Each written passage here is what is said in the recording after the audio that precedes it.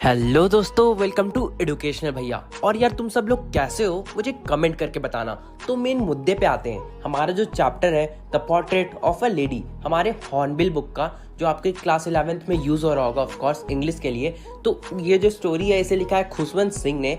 इस स्टोरी में खुशवंत सिंह ने बताया है कि उनका और उनकी ग्रैंडमदर का रिलेशन कैसा था। मतलब यहाँ पे जो लेडी है वो उनकी ग्रैंडमदर है, और पोर्ट्रेट का मतलब होता है फ्रेम, फोटो फ्रेम या फिर एक पिक्चर समझ लो। तो यहाँ पे बेसिकली खुशवंत सिंह अपने दादी के बारे में बताएंगे और उनका डिस्क्रिप्शन देंगे। तो चलिए एक्सप्लेनेशन शुरू करते हैं। जो लोग नए हो यार सब्सक्राइब कर लेना, लाइक तो कर ही देना, और अपने दोस्तों के साथ प्लीज इस वीडियो को शेयर कर देना। शेयर का ऑप्शन नीचे मिल जाएगा।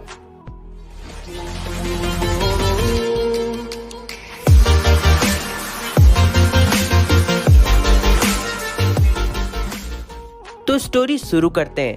यहाँ पे खुशवंत सिंह बता रहे हैं कि उनकी जो ग्रैंडमदर थी वो दूसरों की ग्रैंडमदर की तरह ही एक ओल्ड लेडी थी, और वो अपने ग्रैंडमदर को पिछले 20 साल से जानते हैं। और वो ये भी कह रहे हैं कि लोग उनकी ग्रैंडमदर के बारे में बातें करते थे कि वो एक समय में बहुत ही यंग और प्रिटी दिखा करती थी, और वो ये भी कहते थे कि उनका एक हस्बैंड भी था। पर ये सब बात उनके लिए हार्ड टू बिलीव था। मतलब वो इस सब बातों पे बिलीव नहीं कर सकते थे, यकीन नहीं कर सकते थे, क्योंकि उनकी मॉम जो थी उनकी जो ग्रैंडमदर थी वो काफ़ी अगली दिखती थी, क्योंकि वो ऑफ कोर्स एजेड हो गई थी। और उनके जो ग्रैंडफादर थे उनका भी पोर्ट्रेट यानी कि उनका तस्वीर लगा हुआ था उनका ड्राइंग रूम में, क्योंकि उनका डेथ हो गया था। अब वो बता रहे हैं कि उनके जो ग्रैंडफादर का पोर्ट्रेट यानी कि तस्वीर उनके ड्राइंग रूम में लगा हुआ था। उस तस्वीर में वो बड़े से टर्बन पहने हुए थे और लूज फिटिंग क्लोथ्स पहने हुए थे, और उनकी लंबी लंबी वाइट दाढ़ियाँ भी थी जो उनके चेस्ट के कुछ पार्ट को कवर करता था, और वो कम से कम 100 साल के तो लगते ही थे। अब खुशवंत सिंह बता रहे हैं कि उनके ग्रैंडफादर को देख के ये बिल्कुल भी नहीं लगता था कि उनके बीबी बच्चे होंगे, बल्कि ये लगता था कि उनके बहुत सारे ग्रैंड चिल्ड्रन होंगे, यानी कि वो काफ़ी एजेड दिखते थे। इसलिए वो ये भी कह रहे हैं कि मेरी जो दादी थी वो एक समय में बहुत ही यंग और प्रिटी होगी। ये थॉट इसलिए बहुत ही ज़्यादा रिवॉल्टिंग है, यानी कि इस चीज़ के अगेंस्ट जाता है, इसलिए वो इस बात पे बिल्कुल भी यकीन नहीं कर सकते। फिर ऑथर कह रहे हैं कि उनकी दादी आती थी और उन्हें बताती थी कि वो जब छोटी थी बचपन में वो कैसे खेला करती थी। फिर वो बता रहे हैं ये सब सुन के उन्हें ऐसा लगता था, यानी कि ये सब सुन के उन्हें बहुत ही इलॉजिकल और डिसरिस्पेक्टफुल वाली फीलिंग आती थी, और ऐसा लगता था कि कोई सेंट यानी कि कोई पुजारी आके हमें मॉरल स्टोरीज पढ़ा रहा है। फिर ऑथर कह रहे हैं कि वो अपनी दादी को 20 साल से जानते हैं, और वो 20 साल से काफ़ी छोटी, मोटी और थोड़ी बेंट है। यार बूढ़े लोग हल्के बेंट होते हैं, आप लोग पता ही होगा, मतलब एकदम सीधे नहीं होते हैं, एज के अनुसार ऐसा हो जाता है। तो वही अपनी दादी के बारे में बता रहे हैं, और वो ये भी कह रहे हैं उनके पूरे फेस में किस क्रॉस था, फ्रॉम एवरीवेयर टू एवरीवेयर, यानी कि पूरे फेस में क्रिस क्रॉस था, जो कि आमतौर पर बूढ़े लोगों में देखा जाता है। फिर वो बता रहे हैं कि वो इतनी ओल्ड थी, यानी कि उनकी दादी इतनी ओल्ड थी कि उससे ज़्यादा ओल्ड वो किसी को देखे ही ना हो। और वो कह रहे हैं कि पिछले 20 साल से उनमें कोई चेंजेस नहीं आए थे। फिर ऑथर बता रहे हैं कि उनकी दादी व्हाइट कलर का ड्रेस पहनकर घर में इधर उधर बहुत ही अजीब तरीके से चला करती थी। उनके एक हाथ में रुद्राक्ष का माला रहता था, रुद्राक्ष कह सकते हो, जिसे बार बार वो गिनते रहती थी, और दूसरा हाथ उनके वेस्ट में रहता था ताकि वो अपनी बॉडी को बैलेंस दे सके। वो ये भी कह रहे हैं कि उनकी दादी का सिल्वर लॉक्स यानी कि हेयर, उनकी दादी का जो हेयर था वो काफ़ी अनटाइडी था, और वो हर समय गाना गाते रहती थी, यानी कि प्रेयर गाते रहती थी, और बहुत ही इनऑडिबल वॉइस में, यानी कि उसे कोई सुन नहीं सकता था। फिर ऑथर कह रहे हैं कि ऐसा बिल्कुल भी नहीं है कि मेरी दादी सुंदर नहीं थी। हाँ, वो सुंदर थी। कैसे सुंदर थी? Like a winter landscape in the mountain, क्योंकि वो बहुत ही पीसफुल और काम थी। फिर ऑथर बता रहे कि वो और उनकी ग्रैंडमदर बहुत ही अच्छे दोस्त थे। जब से ऑथर के पेरेंट्स सिटी में रहने चले गए थे तब से वो अपनी ग्रैंडमदर के साथ रहते थे, और उनकी ग्रैंडमदर ही उन्हें सुबह में उठाया करती थी, स्कूल के लिए रेडी किया करती थी, उन्हें नहलाया करती थी, और साथ ही साथ स्कूल के लिए ड्रेसअप भी किया करती थी। और तब तक वो गाना गाते रहती थी, और कौन सा क्या गाती थी? प्रेयर गाती थी भगवान के लिए, और वो बहुत ही अच्छी आवाज़ में गाती थी। वो ऑथर कह रहे हैं कि उन्हें उनका आवाज़ बहुत ही पसंद था, पर उन्होंने कभी भी उस प्रेयर को सीखना नहीं चाहा, और उनकी दादी ये सोचती थी कि शायद ये मेरी गाना सुन सुन के ये प्रेयर को सीख ले, पर उन्होंने ऐसा बिल्कुल भी ज़रूरी नहीं समझा। फिर ऑथर बता रहे हैं कि जब वो तैयार हो जाते थे स्कूल जाने के लिए, तब उनकी दादी उन्हें वुडन स्लेट देती थी जो कि वो पहले से धो के रख देती थी। तो आप लोगों को पता ही होगा कि अभी जैसे हम लोग कॉपी यूज़ करते हैं, उस समय कॉपी यूज़ नहीं होता था, उस समय बच्चे वुडन स्लेट में लिखा करते थे। तो वही ऑथर भी बता रहे हैं। फिर वो कह रहे हैं कि उनकी दादी उन्हें येलो चौक देती थी, अर्थन पॉट, इंक पॉट यानी कि मिट्टी का बना हुआ इंक पॉट देती थी, साथ ही साथ रेड पेन देती थी, और वो सबको एक बंडल में बांध कर उन्हें दे देती थी। और फिर उनका ब्रेकफास्ट पैक करके, जिसमें एक चपाती होता था जिसमें बटर लगा हुआ रहता था और बटर और शुगर लगा रहता था, उन्हें वो दे देती थी स्कूल ले जाने के लिए। और फिर वो कह रहे हैं कि कुछ खराब चपाती जो पिछले रात की होती थी, उनकी दादी उसे रख लेती थी ताकि वो कुत्ते को दे सके जाते वक्त, स्कूल पहुंच जाते वक्त। फिर ऑथर कह रहे कि उनकी ग्रैंडमदर हमेशा उन्हें स्कूल छोड़ने जाया करती थी और स्कूल के बगल में एक टेम्पल भी था। फिर वो कह रहे हैं कि वे प्रिस्ट द्वारा अल्फाबेट और मॉर्निंग प्रेयर सिखा करते थे। बस वही नहीं, उनके साथ साथ जो भी बच्चे आया करते थे वहाँ पे, वो सभी मिलकर एक जगह पे बैठकर वरांडा के बगल में सभी मिल के गाया करते थे मॉर्निंग प्रेयर को। और तब तक मेरी जो ग्रैंडमदर थी वो बगल वाली टेम्पल्स में बैठकर स्क्रिप्चर पढ़ा करती थी। और फिर वो कह रहे हैं जब हम लोग दोनों ख़त्म कर लेते थे अपने अपने काम को, फिर हम लोग दोनों साथ में डोर की तरफ बढ़ते थे और साथ ही साथ घर जाने लगते थे। फिर वो कह रहे हैं कि जब वो घर जाने लगते थे तब उनके पास जो सूखी रोटी रहती थी कल रात की, पिछले रात की, वो लोग दोनों लड़ते थे कि कौन पहले उस डॉग को देगा। फिर ऐसे वो लड़ते लड़ते घर को पहुंचते थे। अब ऑथर बता रहे कि जब उनके पेरेंट्स कम्प्लीटली सिटी में सेटल हो गए, यानी कि उन्होंने वहाँ पे घर खरीद लिया और अलग अलग एसेट खरीद लिया, तब उनके और उनकी ग्रैंडमदर के फ्रेंडशिप के बीच में बहुत ही बड़ा टर्निंग पॉइंट आया।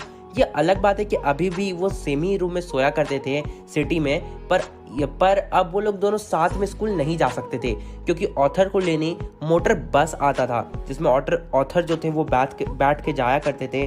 अब स्ट्रीट में कोई कुत्ते तो थे नहीं जिन्हें वो चपाती खिला सकते थे। अब उनकी दादी माँ का जो टाइम था वो क्या था, वो स्पैरोज जो थे उन्हें रोटियों के दाने या फिर ब्रेड के छोटे छोटे दाना दिया करती थी। और जब उनकी दादी को पता चला कि उनके स्कूल में गॉड एंड स्क्रिप्चर से रिलेटेड कुछ नहीं पढ़ाया जाता, तो वो और भी उदास हो गई।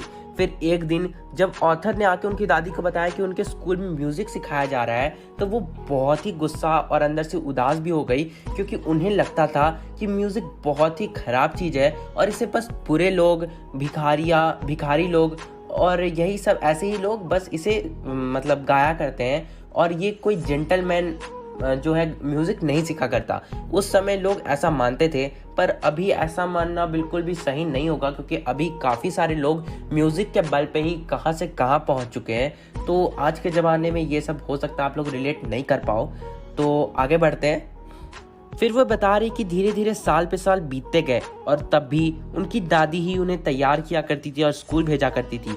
वो ये भी बता रहे कि उनकी दादी उनसे हमेशा पूछा करती थी जब वो स्कूल से वापस आते थे कि उन्होंने क्या क्या पढ़ा। फिर वो बताते थे अपने इंग्लिश वर्ड्स में कि उन्होंने साइंस एंड लर्निंग्स के बारे में पढ़ा, about law of gravity, Archimedes principle, फिर और बहुत कुछ पढ़ा।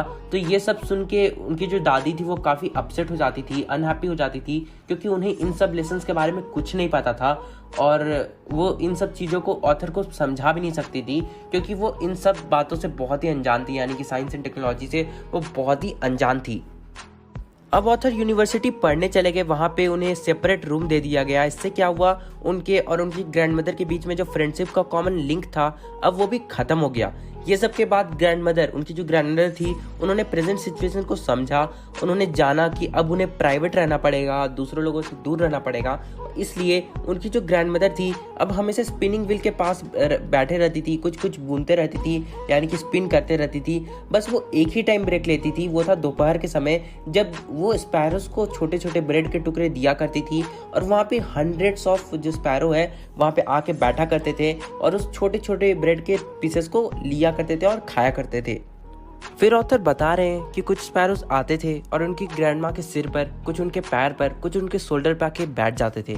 ये सब देख के उनकी ग्रैंडमा काफ़ी खुश होती थी और उन्हें कभी भी भगाती नहीं थी। मतलब वो जब स्पैरोज आके उनके ऊपर बैठते थे तो उन्हें बहुत ही अच्छा लगता था। और ये जो दिन का उनका हाफ एन आवर था, जिस हाफ एन आवर में वो स्पैरोज को खाना देती थी और स्पैरोज आके उनके ऊपर बैठते थे, वो हाफ एन आवर उनके दिन का सबसे हैप्पीएस्ट हाफ एन आवर था। फिर वो बता रहे हैं कि उन्हें फर्दर स्टडीज़ के लिए, यानी कि ऑथर जो है उन्हें फर्दर स्टडीज़ के लिए अब्रॉड यानी कि दूसरे कंट्री जाना था। और ये सब वो जानते थे कि ये बात जब मेरी ग्रैंड माँ सुनेगी तो उन्हें काफ़ी दुखी होंगी, क्योंकि ये बिल्कुल मतलब उन्हें अकेला रहना पड़ेगा काफ़ी समय के लिए। और वो बता रहे कि उन्हें 5 साल के लिए मतलब फॉरेन जाना था। यहाँ पे ऑथर को डर भी लग रहा था कि जब वो 5 साल बाद वापस अपने घर लौटेंगे तो हो सकता है उनकी ग्रैंड माँ जिंदा ना बचे, क्योंकि वो काफ़ी ओल्ड हो गई थी। फिर वो बता रहे हैं कि उनकी ग्रैंड माँ बिल्कुल भी इमोशनल नहीं हुई जब वो उन्हें रेलवे स्टेशन छोड़ने जा रही थी। वो बहुत ही मतलब नॉर्मल बिहेव कर रही थी, कुछ वही मंत्र बड़बड़ा रही थी वो जो हमेशा बड़बड़ाती थी। फिर वो रुद्राक्ष का जो माला होता है उसे गिन रही थी और उनके साथ आए जा रही थी। एट द लास्ट मोमेंट वो बस उनके सिर पे किस करती है और ट्रेन वहाँ से चला जाता है। यानी कि ये जो उन्होंने किस किया ग्रैंड माँ ने उनके फोरहेड पे, ऑथर के फोरहेड पे, ये लास्ट साइन था फिजिकल कांटेक्ट का। ऐसे ऑथर को लग रहा था कि हो सकता है अब मैं वापस ग्रैंड माँ से नहीं मिल पाऊँ कभी, तो हो सकता है ये मेरे और ग्रैंड माँ के बीच में जो फिजिकल कांटेक्ट है ये लास्ट है। पर ऐसा नहीं होता है। ऑथर कुछ समय बाद यानी कि 5 साल बाद वापस अपने घर लौटते हैं। ऑथर अपनी ग्रैंड माँ को उसी स्टेशन पे मिलते हैं। फिर वो जब उन्हें देखते हैं तो उन्हें देख के ऐसा लग रहा था मानो इन 5 साल में कुछ चेंज हुआ ही ना हो। वो अभी भी वही मंत्र बड़बड़ा रही थी, हाथ में रुद्राक्ष का माला लेके उसे गिन रही थी और मतलब सब कुछ सेम था, कुछ भी अंतर नहीं आया था।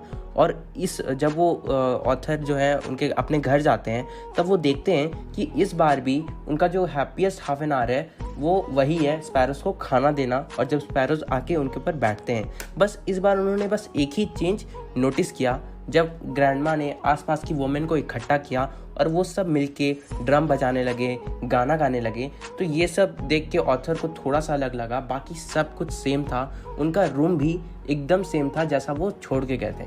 अब कुछ लोग पूछेंगे कि भला वो ऐसा क्यों कर रही थी, ड्रम क्यों बजा रही थी, औरतों को बुला के ऐसा क्यों कर रही थी। तो यार इसका बस एक ही आंसर है, इट्स हर चॉइस। अब देखो क्या हुआ, उनकी जो दादी थी वो ढोल को जोर जोर से बजा रही थी और बजाते जा रही थी बहुत देर तक। और वो गाना भी गा रही थी। वो क्या गा रही थी?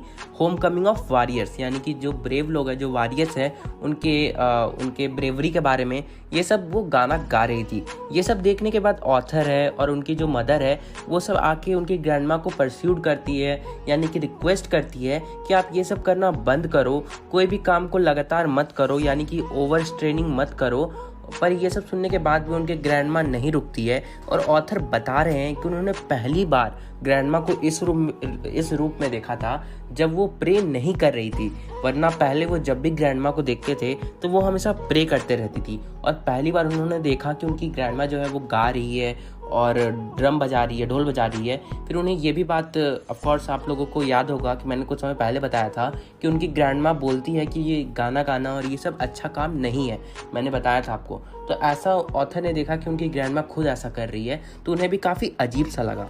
अगला दिन क्या होता है कि उनकी ग्रैंडमा बीमार पड़ जाती है। ये सब देखने के बाद डॉक्टर को बुलाया जाता है। डॉक्टर आते हैं और कहते हैं कि तुम्हारी ग्रैंडमा को मिल्ड फीवर यानी कि हल्का बुखार है जो कि जल्दी ठीक हो जाएगा। पर उनकी ग्रैंडमदर जो थी वो अलग ढंग से सोचती है और कहती है कि मेरा एंड अब नियर है, यानी कि मेरा डेथ होने वाला है, इसलिए वो अब प्रे नहीं करना चाहती, नहीं तुम लोगों से यानी कि ऑथर से और उनकी मम्मी से बात कर टाइम वेस्ट करना चाहती है।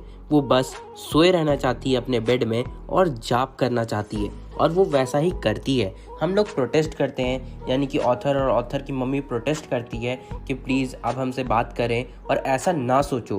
पर फिर भी उनकी जो ग्रैंडमा जो थी वो किसी का भी प्रोटेस्ट को इग्नोर कर देती है और वो अपने में व्यस्त रहती है, वो माला का जाप करने लगती है। फिर कुछ देर बाद हमें पता चलता है कि वो साइलेंट हो गई है, यानी कि वो अब माला का जाप नहीं कर रही है, उनका लिप्स साइलेंट हो गया है और उनके हाथ में जो माला था, हो सकता है रुद्राक्ष, वो जो था वो गिर जाता है। तो ये सब देख के हम जान जाते हैं कि अब उनका डेथ हो चुका है। फिर ऑथर की ग्रैंडमा को रीति रिवाज के अनुसार बेड से उतारा गया, जमीन पे रखा गया, उन्हें रेड श्राउड यानी कि लाल कलर के कपड़े से कवर किया गया और हम सभी यानी कि ऑथर की मम्मी और फैमिली में जो भी लोग थे सभी चले गए उनकी फ्यूनरल की अरेंजमेंट के लिए। यानी कि जो जलाया जाता है मुर्दों को, आपको पता ही होगा, जो जिनका डेथ हो जाता है उन्हें जलाया जाता है, हिंदू रिचुअल्स में ऐसा होता है। तो उसी के लिए, इस अरेंजमेंट के लिए सभी लोग चले गए कुछ घंटों के लिए और फिर सारे अरेंजमेंट करके वे आते हैं। फिर शाम को पूरा परिवार दादी माँ के डेड बॉडी के पास आता है, दादी माँ के डेड बॉडी को स्ट्रेचर पर लेटाते हैं। फिर वो एक बात की और जिक्र कर रहे हैं कि उस समय जो सन की लाइट थी वो काफ़ी डेंस थी। उस समय सन सेट कर रहा था, ऑफ कोर्स इवनिंग का टाइम था, और उस समय जो लाइट था वो काफ़ी ज़्यादा ग्लो कर रहा था और उनके डेड बॉडी के पास पूरा लाइट बिखरा पड़ा था। फिर वो एक और चीज़ पे गौर करते हैं कि थाउजेंड्स ऑफ स्पैरोज उनकी दादी माँ के डेड बॉडी के आसपास बैठे हुए हैं। ये सब देख के उन्हें काफ़ी अजीब सा लगता है। फिर उनकी जो ऑथर की जो मॉम है वो स्पैरोज को देखती है और उन्हें अंदर से थोड़ा दया सा आता है, इसलिए उनकी मॉम ब्रेड के क्रम्स को लेके आती है और स्पैरोज के सामने बिखेर देती है। पर एक भी स्पैरो जो था वो ब्रेड क्रम्स की ओर ध्यान नहीं देता है और सभी के सभी स्पैरोज जो थे वो बिल्कुल शांति से डेड बॉडी के पास बैठे हुए थे। फिर अगला दिन सुबह होता है, उनके फ्यूनरल यानी कि दादी माँ के जो भी रीति रिवाज है उसे पूरा किया जाता है। फिर स्पैरो वहाँ से, जो जितने भी स्पैरोज थे वहाँ से उड़ के चले जाते हैं। वहाँ पे स्वीपर आता है, सारे ब्रेड के क्रम्स को एक जगह कलेक्ट करता है, फिर उसे डस्टबिन में डाल देता है। और गाइज इस तरह से हमारा स्टोरी खत्म होता है। होप सो आपको वीडियो पसंद आया हो। वीडियो पसंद आया तो आपको क्या करना है आपको पता ही होगा। तो गाइज मैं चलता हूँ, मिलते हैं अगले वीडियो में, तब तक एंडिंग सॉन्ग देख तू यहाँ वहाँ न फेंक, देख फैलेगी बीमारी, होगा सबका बुरा हाल। अरे तो क्या करे भैया? गाड़ी वाला आया घर से कचरा निकाल, गाड़ी वाला आया घर से कचरा निकाल, गाड़ी वाला आया घर से कचरा निकाल, गाड़ी वाला